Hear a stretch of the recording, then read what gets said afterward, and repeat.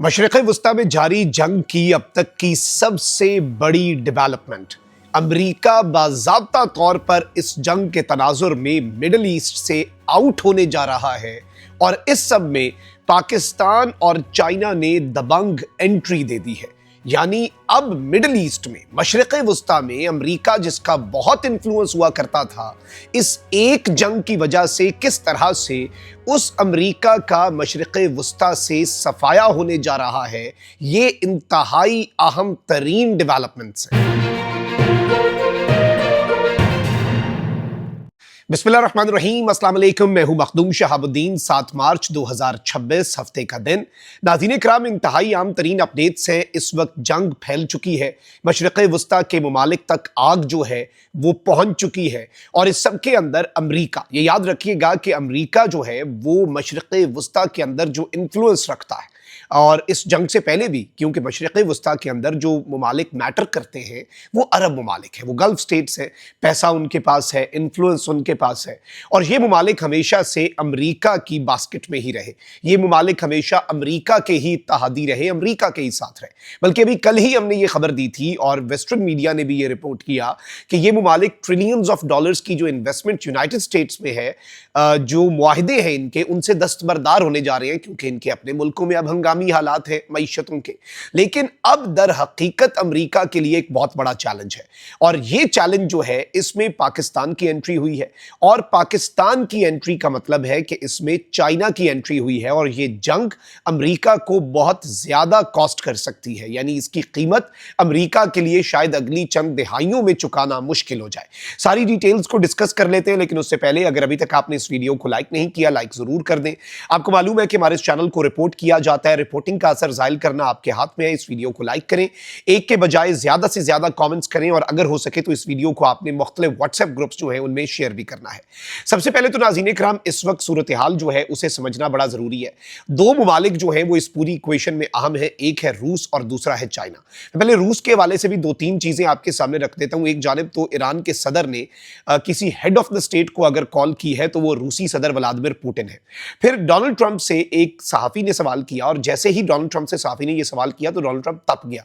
अब अमेरिका के जिस तरह से थर्ड मिसाइल डिफेंस सिस्टम के लॉन्चर से लेके ऐसे ऐसे प्रिसाइज ईरान अटैक्स कर रहा है, जिसमें यह सवाल पैदा होता है कि ईरान को आखिर कौन सा मुल्क सपोर्ट कर रहा है। इस जंग से पहले दर्जनों कार्गो तैयारे रूस, बेलारूस और चीन से आए, और अब आपको पता है कि वॉशिंगटन पोस्ट ने कल ही यह खबर दी, अमरीकी ओहदेदारान ने नाम ना जाहिर करने की शर्त पे वॉशिंगटन पोस्ट को यह कहा कि रशिया इंटेलिजेंस दे रहा है। अब डोनाल्ड ट्रंप जो है वो इस वक्त परेशान भी होगा, जारी बात है, क्योंकि इस वक्त सवाल ये पूछा गया, अमरीकी सहाफी ने ट्रंप से सवाल पूछा कि क्या रूस ईरान को मदद फराहम कर रहा है।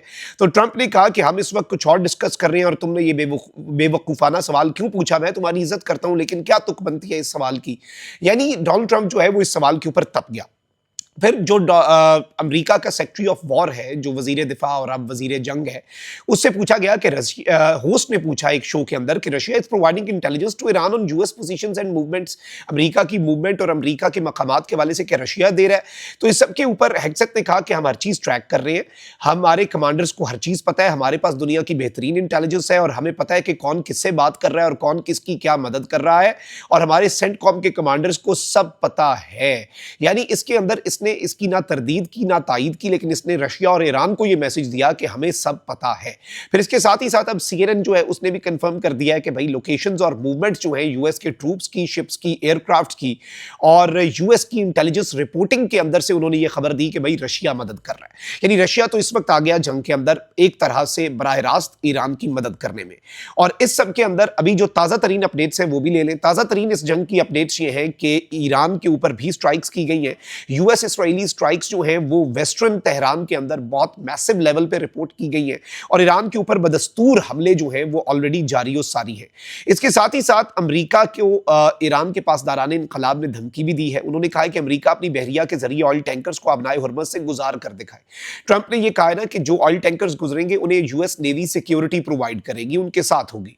तो इन्होंने कहा है कि किसी भी फैसले से पहले अमेरिका 1987 के सुपर टैंकर हमले को याद रखे, जो 1987 यमन में हुआ था फिर वही होगा।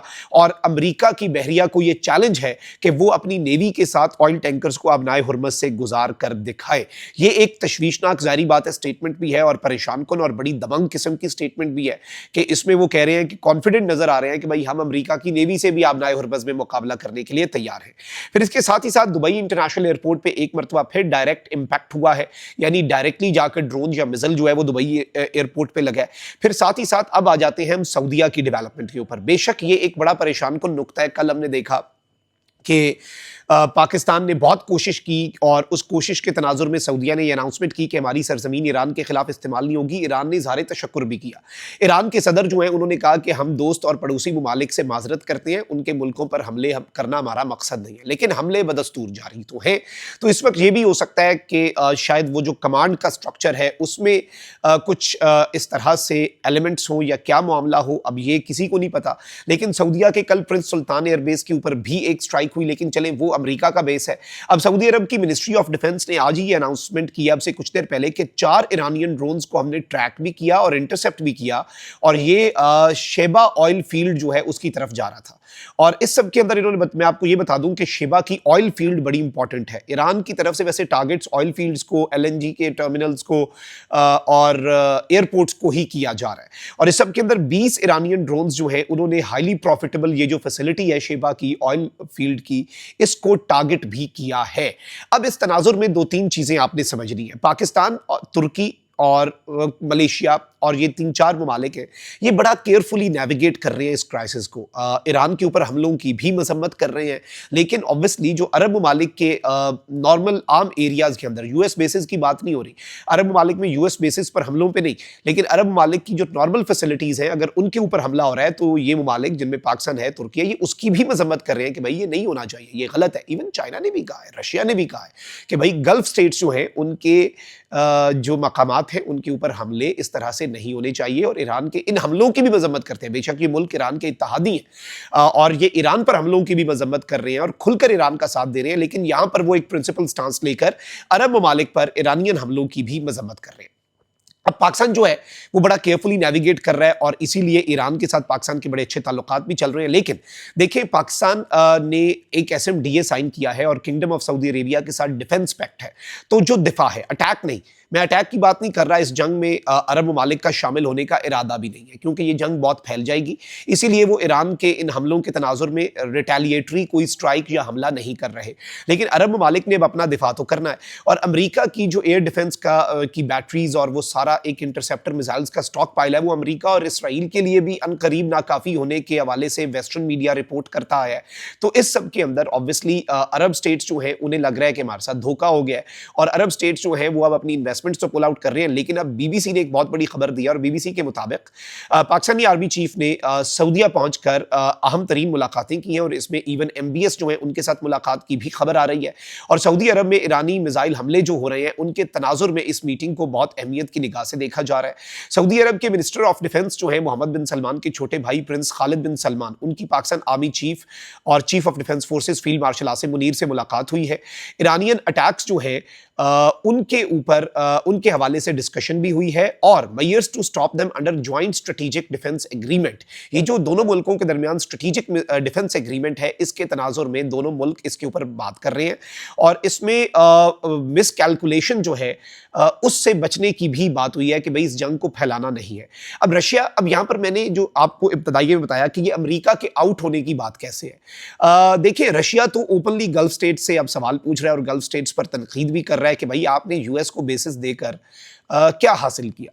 अमेरिका के बेसिस आपकी सरजमीन पे थे, आपका दिफा होना चाहिए था, आपको महफूज होना चाहिए था, उल्टा आपके सर डिस्ट्रक्शन पड़ गई। फायदा बताएं। रशिया तो अब खुल के सवाल पूछ रहा है।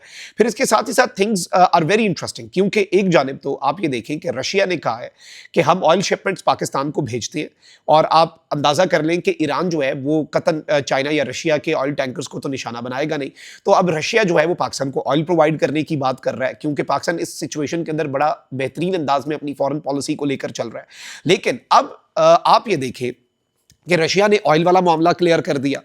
दूसरा, पाकिस्तान अगर जाता है और एयर डिफेंस सिस्टम वहां पर लगाता है और पाकिस्तान की कमांड में सऊदी अरब में एयर डिफेंस सिस्टम लगाया जाता है तो वो एयर डिफेंस सिस्टम किस मुल्क का होगा? वो चाइना का होगा। तो टेक्निकली यूनाइटेड स्टेट्स जो है उसकी तो यहां से एग्जिट हो गई। अमेरिका की जो एक इजारादारी थी मिडल ईस्ट के अंदर, मिडल ईस्टर्न स्टेट्स के दिफा के लिए अमेरिका बड़ा आगे आगे होता था, तो अब अमेरिका वहां पर नहीं होगा।